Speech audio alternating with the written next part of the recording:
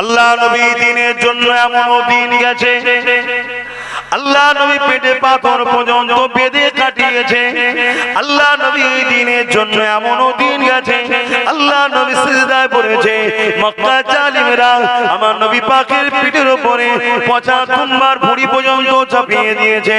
নবী আমার সিজদা থেকে মাথা তুলতে পারে না, এত কষ্ট করেছে। আল্লাহ নবী জিন্দেগিতে এই দিনের জন্য এত কষ্ট করেছে। আল্লাহ নবী যখন তায়েফের জমিনে গেছে, তায়েফে মানুষেরা আমার নবী পাকের উপরে জুলুম অত্যাচার করেছে।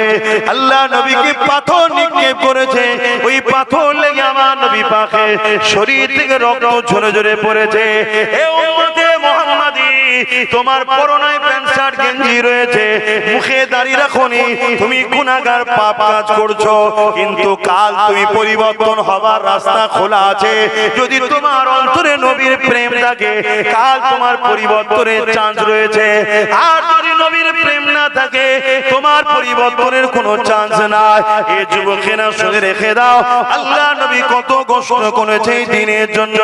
আল্লাহ নবী নূর নবী দয়ার নবী তায়েফের জমিনে রক্তাক্ত হয়ে অজ্ঞান হয়ে পড়ে গেলে এই দিনের জন্য।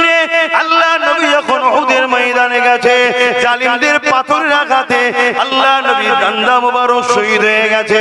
ভেবে দেখো, এই দিনের জন্য আল্লাহ নবী নিজের মাতৃভূমি মক্কা থেকে হিজরত করে ইয়াসরিব মদিনাতে চলে যেতে হয়েছে। এই দিনের জন্য আল্লাহ নবীকে পাহাড়ে গিয়ে গাছের পাতা ফলমূল খেয়ে মাসে মাস থাকতে হয়েছে।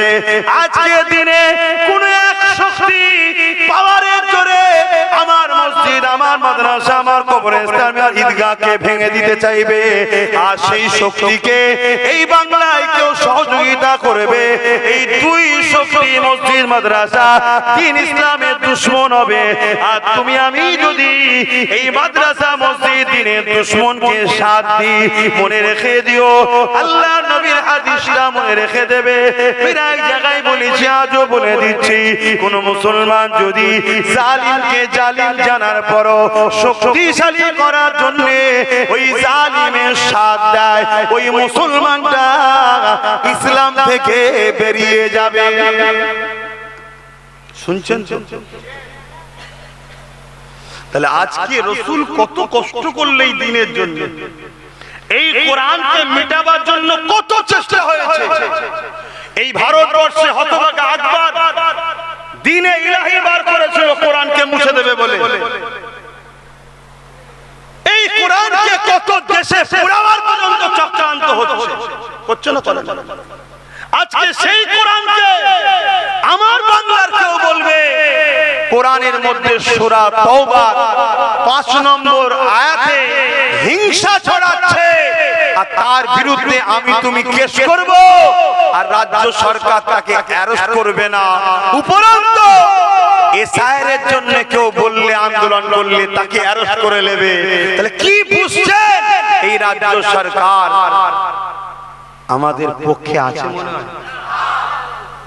আরে একটু আগে চলেন, এই সরকারই তো বলেছে কি কোরআন শেষ হয়ে যাবে, আমার উন্নয়ন শেষ। এই কথা আপনারা অ্যাকসেপ্ট করেন? এই কথা অ্যাকসেপ্ট করেন? এই কথা ঠিক বলেছে না ভুল বলেছে? তা ভুল বলেছে, ক্ষমা চেয়েছে। তো ক্ষমা যখন চাইলে, তাহলে সে কোরআনের বিরোধী করেছে না করেনি? আর কোরআন সে জালিম না জালিম নয়, জালিমকে যে শক্তিশালী করার জন্য সাথ দেবে ওই মুসলমান, আল্লাহ নবী বলছেন মিশকাত শরীফের হাদিস, ইসলাম থেকে বেরিয়ে যাবে। তাহলে আমি আমার মা বাবা ভাই বোনেদেরকে শিখাবো না যে খবরদার বাপ ভাইয়েরা, মা বোনেরা, বিজেপি যেমন জালিম মসজিদ মাদ্রাসা কবরস্থান ঈদগাহ ভাঙছে, পুরো দেশকে বিক্রি করে দিচ্ছে, দেশের জিডিপি ধ্বংস করে দিয়েছে, জিনিসপত্র দাম আকাশ ছোঁয়া হয়ে গেছে, কন্টিনিউ নারীরা রেপ হচ্ছে। এই অত্যাচারী জালিমকে তোমরা সাথ দিও না, এটা বলার অধিকার বাপ মা ভাই বোনেদের জন্য আছে না? না আওয়াজ দিয়ে বলুন আছে না? না হাত তুলে সাক্ষী দিয়ে বলুন আছে না? না ঠিক তেমনি আমি আমার বাপ মা ভাই বোনদেরকে বুঝাবো না যে যারা জালিম হয় তাদেরকে শক্তিশালী করার জন্য যারা সাথ দেয় তারা ইসলাম থেকে বেরিয়ে যাবে। রাজ্য সরকার কেন্দ্রের কালো কানুন ওয়াকফ আইনকে মেনে নিয়েছে, অর্থাৎ ইও ওয়াকফের দুশমন, কোরআনের দুশমন, একে সাথ দিও না। দেখছো না রিসেন্ট বলছে, রিসেন্ট মসজিদে মসজিদে জুম্মার দিনে ইমামদের বলবো উস্কানিমূলক বক্তব্য যেন না দেওয়া হয়। বলো, তোমার বিবেককে প্রশ্ন করো, তোমাদের মসজিদের ইমাম উস্কানিমূলক বক্তব্য দেয়? তোমার আল্লাহর ঘরে হিংসামূলক বক্তব্য হয়? তোমার আল্লাহর ঘরে সন্ত্রাসী কথা হয়? তোমার আল্লাহর ঘরে সাম্প্রদায়িকতার কথা হয়? তাহলে আজকে বলো, এরকম একটা কথা বলছে, কোরআন শেষ হয়ে যাবে বলছে এরা জালিম নয়, তাহলে আমি আমার বাপ মা ভাই বোনদের বলবো না যে এদেরকে বাবা ভোট দিস না, ঈমান চলে যাবে? এই বলাটা কি অপরাধ হয়? কথা মাথায় ঢুকছে? কিন্তু এতে কিছু মুসলমানদের অসুবিধে হচ্ছে দেখছি, এতে কিছু মুসলমানদের কিছু অসুবিধে হচ্ছে। ভাই তোমার অসুবিধা হলো কেন ভাই? বলছে না আপনি আমার নেতা নেত্রীর বিরুদ্ধে বললেন তাই। ও তাই নাকি? খুব ঠান্ডা মাথায় বুঝুন তো, আপনার নেতা নেত্রীর বিরুদ্ধে আব্বাস সিদ্দিকী বলেছে আপনার কষ্ট হচ্ছে, আর আপনার নেতা নেত্রী রাজনীতি ছেড়ে দিয়ে আমার ধর্মে আঘাত দিচ্ছে, এটা আমার কষ্ট হওয়ার দরকার আছে না? না, আমি তো আগে বলিনি। আগে তো তোমার নেতা নেত্রী আমার ধর্মে আঘাত দিয়েছে। তাই রাজনীতির নেতাদের কাজ কি? ধর্মে আঘাত দেওয়া, ধর্ম বলে মাতামাতি করা? তাদের কাজ দেশ কিভাবে চলবে, দেশের মানুষ কিভাবে নিরাপদ থাকবে, দেশের মানুষের শিক্ষা, স্বাস্থ্য, কর্মসংস্থান, বাসস্থান, বিদেশি শক্তি থেকে দেশ কি করে হেফাজত থাকবে, রাজ্যের মানুষের রুজি রুটি, কাজ কারবার, পড়াশোনা কি করে হবে, এই নিয়ে তো ভাবা দরকার নাকি? এটা কি রাজনীতি বলো তো নাকি? এটা হ্যাঁ কিনা বলো? তা ছেড়ে দিয়ে এরা মসজিদ ভাঙার চেষ্টা করছে, মাদ্রাসা ভাঙার চেষ্টা করছে, নিউ টাউনে আমার জায়গায় আমার পয়সায় আমি মসজিদ করব, করতে দিচ্ছে না। উপরন্তু 1100 কোটি টাকা দিয়ে তুমি ধর্মস্থান তৈরি করছো, এটা কি তোমার কাজ? তারপরেও চলো তোমার পছন্দ করছো, আমি বাধা দিতে যাচ্ছি না, কিছু বলতেও যাচ্ছি না, কিন্তু আমারটার বেলায় তুমি বাধা দিলে কেন? এই কথা আমার মাথায় ঢুকছে। তাহলে আমি আপনি সিল দেবো, নুরা দেবো, আর ওই সিল দিয়ে নুরা দিয়ে আমার ইসলাম ভাঙবে, আমার মসজিদ ভাঙবে, তোমাকে আমাকে আল্লাহ জান্নাত দেবে তো? তো এইগুলো আমার বাপ ভাইদের বুঝানো দরকার আছে না? না, তো এটা যখনই বুঝাচ্ছি যাদের অসুবিধে হচ্ছে তাদের অসুবিধেতে আপনাদের কোনো অসুবিধে আছে? আমার অসুবিধে নেই। কেন? এরা হলো মুনাফিক মুসলমান, এরা সেজে আছে মুসলমান, হাকিকাতে এরা মুসলমান নয়। কেন? মুসলমান কখনো সব জায়গায় কম্প্রোমাইজ করতে পারে। বাপকে গালতে দিয়েছে, চলো, যখন ক্ষমা চেয়েছে বা মিশতে চাইছে মিশে ফেলো। মাকে গাল দিয়েছে, চলো, জায়গা মেরে নিয়েছে, চলো, চাকরি ले নিয়েছে, চলো, টিকিটটা পাওয়ার কথা ছিল আমার উনি নিয়েছে, চলো। সব জায়গায় মুসলমান কম্প্রোমাইজ করে নিতে পারে। মুসলমান যদি কোরআন, আল্লাহ, ইসলাম, দ্বীন, নবীর ব্যাপারে কম্প্রোমাইজ করতে যায়, জেনে লিও ও মুসলমান সূরাতে সকলে হাকিকাতে বেঈমান কাফের হয়ে গেছে। মনে থাকবে তো নাকি? হ্যাঁ, বড় হুজুর দেখলে হবে না, পীরজাদা দেখলে হবে না, মুফতি মাওলানা দেখলে হবে না, দেখতে হবে তার মধ্যে রসুল আল্লাহ আগে না দুনিয়া তাগুতি শক্তি আগে? আচ্ছা বলুন তো বাপ, উদাহরণ দিয়ে একটা কথা জিজ্ঞেস করছি, বিরক্ত হচ্ছেন আপনারা? ধরুন আমার সঙ্গে আরো একটা, আমার সঙ্গে আমার মিতে আব্বাস ভাই, এই যে আমার এনার নাম আব্বাস, আমার মিতে আব্বাস ভাইয়ের সঙ্গে ধরুন আমার আর আব্বাস ভাইয়ের কথা কাটাকাটি হচ্ছে, কথা বুঝে আসছে? এখন আপনি যদি আমার পক্ষ নেন, তার মানে আব্বাস ভাইয়ের থেকে আপনি আমাকে বেশি প্রাধান্য দিলেন, তাই তো নাকি? ঠিক না বেঠিক? আর যদি আমার না নিয়ে আব্বাস ভাইয়ের নেন, তার মানে আমার থেকে বেশি প্রাধান্য তাকে দিয়েছেন, তাই তো নাকি?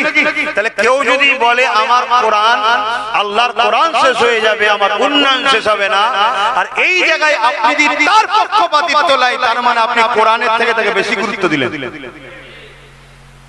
আমার কথা বুঝতে পারছেন?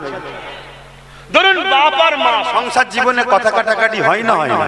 ধরুন কোনো কারণে কথা কাটাকাটি হচ্ছে, আর ছেলে বাপের পক্ষ নিল, তার মানে কি মায়ের থেকে ছেলে বাপকে বেশি গুরুত্ব দিয়েছে।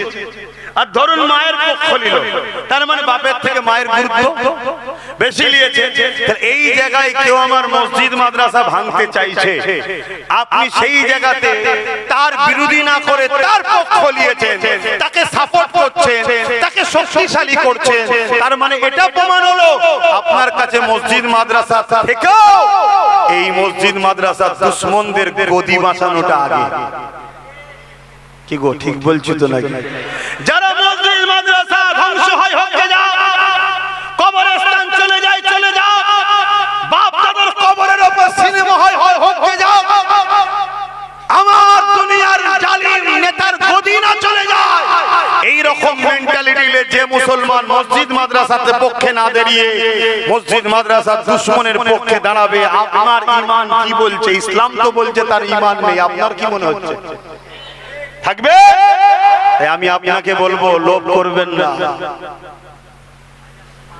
সাবধান হও, কামানোর শখ মিটে যাবে, কামানোর শখ মিটে যাবে, চোখ চেয়ে থাকবেন জান বেরিয়ে চলে যাবে, কি করে গেল বুঝতেও পারবেন না।